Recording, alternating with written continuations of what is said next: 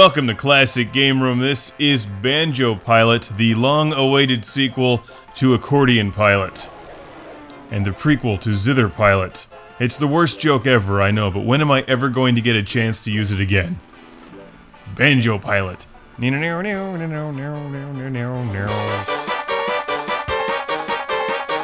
Gotta love the music in this game. It's Banjo Pilot from Rare and THQ, released in 2005 for the Game Boy Advance. A clever twist on the overused kart racing formula. Instead of driving karts, you're flying airplanes, which kind of handle like karts. It actually plays very well and looks really good on the Game Boy Advance. What's surprising is how difficult Banjo Pilot is. It's a lot more challenging than one might expect. Don't let the cute music and cartoony characters deceive you. Banjo Pilot is here to kick your ass. Featuring characters from the popular Banjo-Kazooie series, which debuted on the Nintendo 64, the airplanes in the game add an extra level of complexity and challenge to the tried and true Mario Kart clone formula.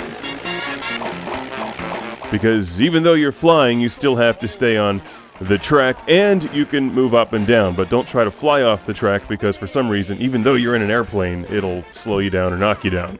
So these are obviously really crappy airplanes. So the flying in Banjo Pilot actually defeats the entire purpose of flying, which is to fly above roads and obstacles. You may as well take a bus. I'm thinking about this way too much, aren't I? It's the realism, people. Bears flying airplanes is okay, but requiring the airplanes to stay on the road, now that's just crazy. Okay, so we've established that this is not Microsoft Flight Simulator or F-15 Strike Eagle, but it's also not Mario Kart. It requires a level of precision that's simply not found in Mario Kart.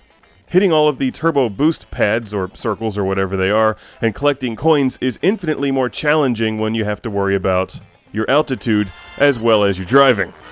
And the other pilots are merciless. They'll knock you out of first place into last place before you know it.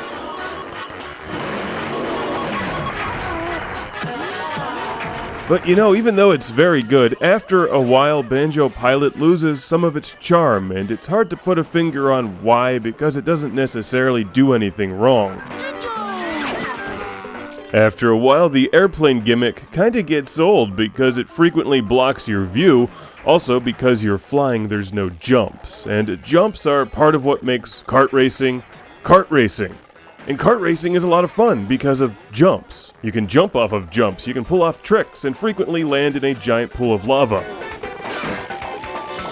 But, to be fair, the game is not called Banjo Kart, it's called Banjo Pilot. Even though it's pretty much kart racing. As you might expect, there's several modes of gameplay, including some championship races and a Jiggy Mode where you dance with Will Smith or something. There's even some boss battles after the quick races, and you can earn trophies that you can sell on eBay for use in World of Warcraft. I made that up, but you could try to fool somebody.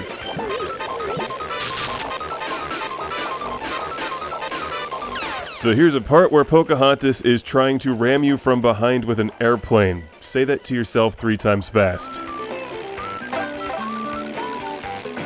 In conclusion, Banjo Pilot is okay. It's not a great game, but it's not awful either. It actually plays pretty well on the Game Boy Advance. And the Game Boy Player for the GameCube. And while I'm not that familiar with the Banjo-Kazooie series, it doesn't seem like you need to be either, although it may help you find some enjoyment in the characters.